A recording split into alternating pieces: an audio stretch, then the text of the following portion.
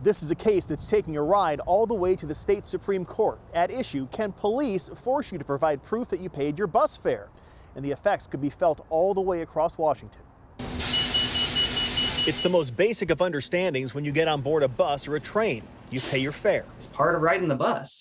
Something that everyone who rides the bus knows. But in 2018, a Snohomish County man on a community transit bus was asked for proof of payment by police during a routine check. Because he had been stopped and technically seized by police, his attorney says it violated his rights against illegal search and seizure. Tobin Clusty argues it's no different than driving a car. Law enforcement can request proof of registration from anybody who is operating a vehicle on the roadway.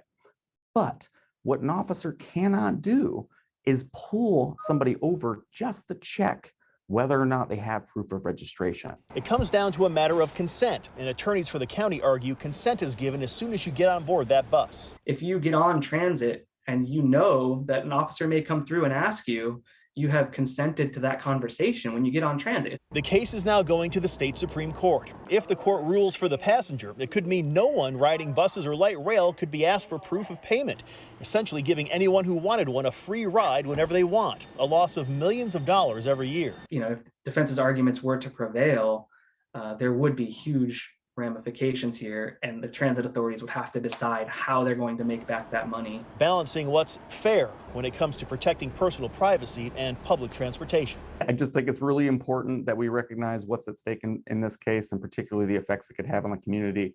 The state Supreme Court is expected to hear this case on February 17th. In Linwood, Eric Wilkinson, King 5 News.